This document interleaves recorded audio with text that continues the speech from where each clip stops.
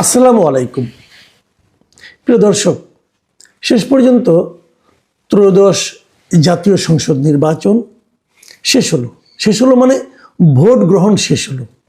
এখনো আমরা ফলাফল পাইনি।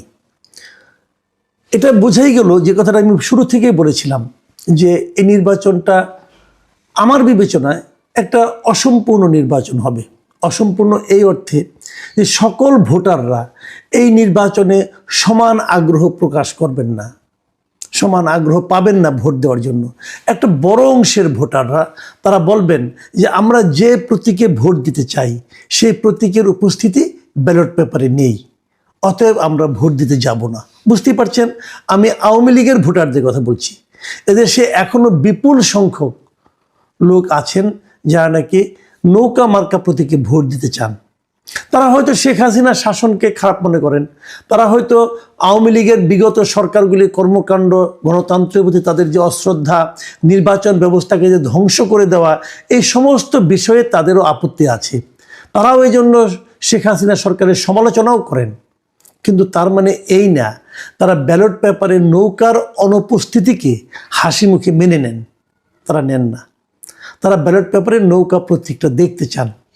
সেই জায়গাটাতে এই অন্তর্বর্তীকালীন সরকার ওই লোকগুলোকে, ওই যে মানুষগুলি আছেন যাদের সংখ্যা কোটির উপরে হবে, তাদেরকে ওনারা সন্তুষ্ট করতে পারেননি।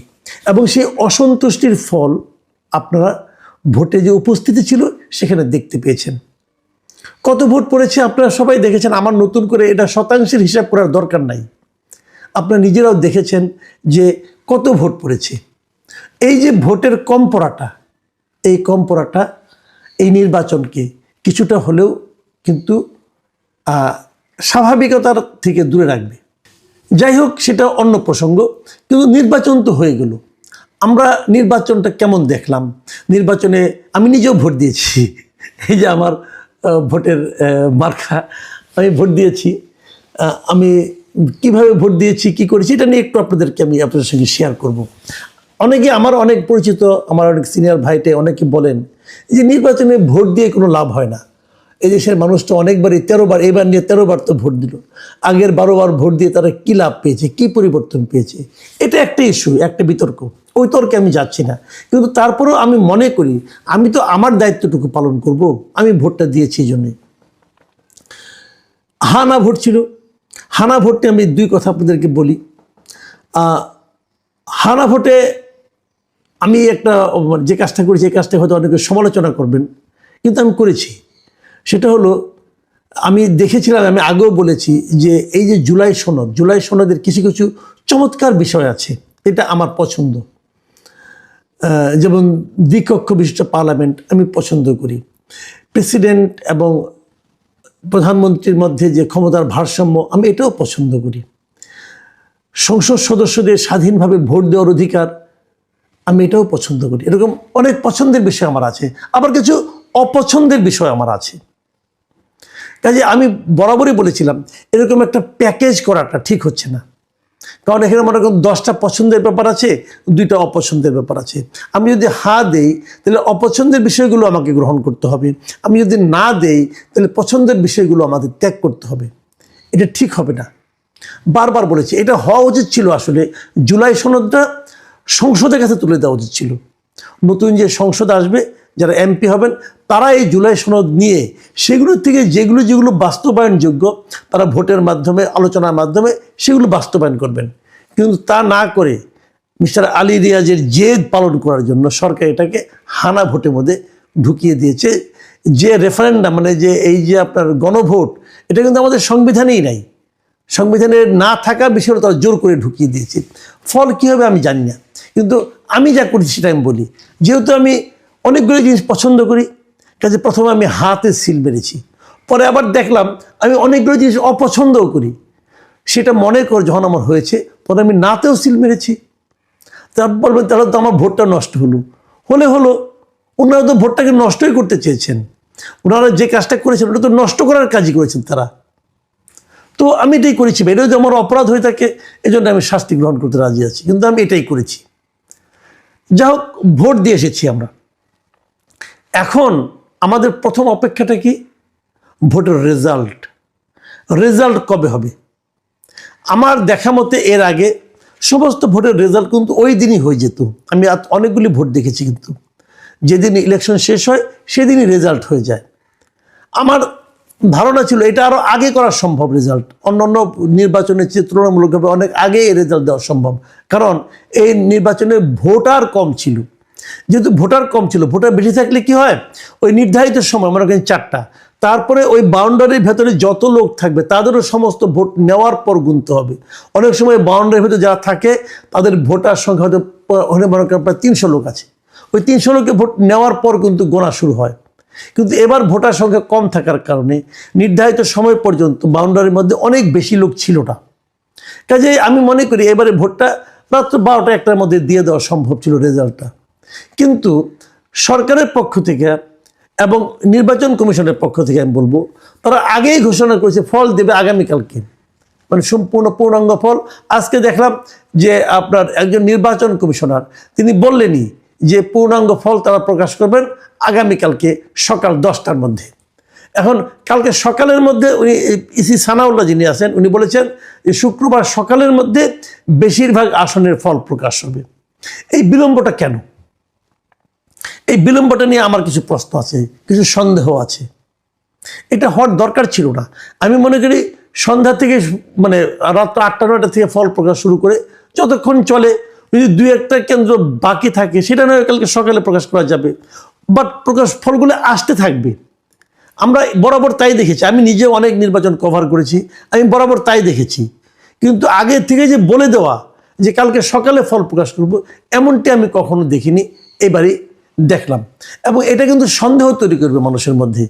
এবং অনেক জায়গায় হবে কি, মনে করেন একটা কেন্দ্র আছে, সেখানে যারা পোলিং এজেন্ট আছেন তারা তো একটা ফল পেয়ে যাবেন, এগুলো যোগ করে কিন্তু প্রত্যেকটা আসনের ফলাফল তারা কিন্তু বেসরকারিভাবে পেয়ে যাবেন। তো পেয়ে গেলে পর তারপরে যদি বিলম্ব হয় তাহলে তাদের মধ্যে কিন্তু একটা সন্দেহ তৈরি হবে, মানুষের মধ্যে একটা অবিশ্বাস তৈরি হবে। এটা কেন? এটা হওয়া উচিত নয়। কিন্তু যেটা তারা করছে, নির্বাচন কমিশন কেন করছে আমি জানি না। তারা হয়তো এটা বুঝাবেন জনগণকে, বিভিন্ন প্রশ্নের উত্তর তারা দেবেন। কিন্তু যে জিনিসটা হবে, যারা নাকি প্রত্যাশিত ফল না পাবে, মানে যে পক্ষ মনে করে যে তারা জিতবে কিন্তু ফল তাদের বিপক্ষে গেল, তারা কিন্তু একটা হাঙ্গামা করার চেষ্টা করতে পারে। এই ব্যাপারে সরকারকে আমি মনে করি এবং নির্বাচন কমিশনকে সতর্ক থাকতে হবে। আমি এই নির্বাচনের সবচেয়ে খারাপ দিকটার কথা বলে আমি আমার বক্তব্য শুনি। নির্বাচন কিন্তু মোটের উপর ভালোই হয়েছে, কিন্তু কিছু খুবই খারাপ দিক ছিল, সেগুলি বলে আমি আমার বক্তব্য শেষ করব। সেটা হলো সন্ধ্যা রাতের ভোট। আমরা কাল থেকেই বিভিন্ন সোশ্যাল মিডিয়াতে দেখেছি, আজকে সকালেও এটা নিয়ে আমি একটা কন্টেন্ট করেছিলাম যে সন্ধ্যা রাতে অনেক জায়গায় কিন্তু ভোট দেওয়ার চেষ্টা হয়েছে, কোথাও সিল মারার চেষ্টা হয়েছে, কোথাও নির্বাচনে যে ভোট কেন্দ্র সেখানে দলীয় লোকজন প্রবেশ করেছে, কি করেছে জানি না, এরকম নানা ধরনের অভিযোগ কিন্তু ছিল। তো আমি সকালে ভেবেছিলাম ওগুলি বোধহয় কেবলই সোশ্যাল মিডিয়ার মানে আলাপ, সোশ্যাল মিডিয়ার সন্দেহ, আমি এরকম ভেবেছিলাম। কিন্তু এখন আমি দেখতে পাচ্ছি যে মানবজমিন পত্রিকায় একটা রিপোর্ট হয়েছে, সেই রিপোর্টটা হলো ফের রাতের ভোটের সাক্ষী হলো সিলেট। মানে রাতে যে ভোট হয়, যেটা নাকি 2018-তে হয়েছিল, সেরকম একটা ভোটের সাক্ষী সিলেট হলো। এবং সিলেট 1 আসনের একজন প্রার্থীর কথা বলা হয়েছে, খন্দকার আব্দুল মুক্তাদির। উনিও 2018 সালে রাতের ভোট দেখেছেন ওনার এলাকায়, এবারও উনি দেখেছেন। 2018-তে উনি ফেরাতে পারেননি, এবার হয়তো উনি ফেরাতে পেরেছেন।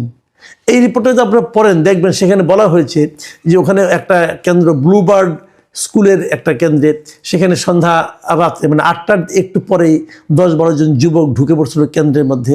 ঢুকার পর তারা সেখানে যে কিছু একটা করেছে, পরে এক পর্যায়ে সবাই যখন প্রতিবাদী জনতা ভিড় জমিয়েছে তখন তারা দৌড়ে পালিয়েছে। পার্থক্য এটুকুই, আওয়ামী লীগ আমল হলে পালাতো না, কিন্তু এ বলে পালিয়েছে।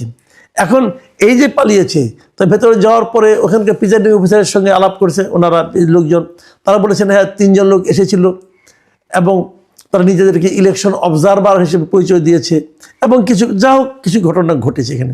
এই ঘটনাগুলি কেন ঘটতে পারলো? এবং এই ধরনের ঘটনা আমি আরও কিছু ছবি ভিডিও সকালে পেয়েছি এবং দেখেছি, আপনারাও নিশ্চয়ই দেখেছেন। এই বিষয়গুলো আসলে খুবই অনাকাঙ্ক্ষিত। এমনি বড় কোনো প্রতিদ্বন্দ্বিতা আওয়ামী লীগ তো নেই নির্বাচনে, বিএনপি এবং জামাত মোটামুটি তো একই ঘরানার রাজনৈতিক দল, তারা একসঙ্গে পরস্পরের মিত্র ছিল, পরস্পরে একসঙ্গে সরকার গঠন করেছে। এত যারা মিত্র তাদের মধ্যে এই ঘটনাগুলো ঘটবে কেন? এবং যে কেন্দ্রের কথা বলা হচ্ছে ওটা নাকি জামাত অধ্যুষিত এলাকা, এবং যে লোকগুলি গিয়েছিল তারাও নাকি জামাতের লোক। সেটা বোঝা গেল এই কারণে যে আজকে সকালে ওখানে কিন্তু জামাতে যিনি প্রার্থী ছিলেন মিস্টার হাবিবুর রহমান, উনি এখানে গিয়েছিলেন এবং উনি ওই লোকদের মানে আপনার দাবি করেছেন, মুক্তি দাবি করেছেন। তিনি বলেছেন তারা নাকি তাদের কার্ড আনতে রাতে ওখানে গিয়েছিল। হতে পারে, যেটাই হোক, এভাবে ওনাদের যাওয়াটাও ঠিক কিনা সেটাও যেমন প্রশ্ন, তেমনিভাবে যে এই ঘটনা যেটা ঘটেছিল সেটাও তো একদম আপনি ইগনোর করতে পারবেন না। এ ধরনের ঘটনা তো আরও অনেক জায়গায় ঘটেছে, এবং সেই জায়গাগুলো থেকে কার্ড আনতে গিয়েছিল কিনা আমরা এগুলো জানি না। কিছু কিছু বিচ্ছিন্ন অভিযোগ ছিল, এবং সেই অভিযোগগুলো আমলে নেওয়া হয়েছে কিনা সেটা বলতে পারবো না, কিন্তু সেই অভিযোগগুলো কিন্তু মানুষের মধ্যে নানা ধরনের সন্দেহ সৃষ্টি করবে। যেমন একে দেখলাম যে তাসনিম যারা ঢাকার একজন ঢাকা ৯ আসনের প্রার্থী, তিনি অভিযোগ করেছেন তার পোলিং এজেন্টদের নাকি কেন্দ্র থেকে বের করে দেওয়া হয়েছিল। অনেক জায়গায় ছোটোখাটো সংঘর্ষ হয়েছে, কিন্তু সব মিলিয়ে মোটের ওপর নির্বাচনটা ভালো হয়েছে। ভালো হয়েছে মানে ভোট দানটা ভালো হয়েছে, ভোটার উপস্থিতি কম ছিল, এটা একটা খারাপ দিক। সন্ধ্যা রাতের ভোট, এটাও একটা খারাপ দিক। এবং সবচেয়ে আমার কাছে আপত্তিকর দিক হচ্ছে নির্বাচনের ফলাফল দেওয়ার জন্য এতটা সময় নেওয়ার যে আবদার নির্বাচন কমিশন করছেন, এটা আমার কাছে সবচেয়ে আপত্তিকর মনে হয়েছে। প্রিয় দর্শক, নির্বাচন নিয়ে আরও কথা হবে। কাল নাগাদ আমরা অনেক কিছু পাবো এবং বিশ্লেষণ করতে পারবো, তখন আপনাদের সঙ্গে এগুলি নিয়ে আলোচনা করব। আপনারা ভালো থাকবেন। এখন এ পর্যন্তই। আল্লাহ হাফিজ।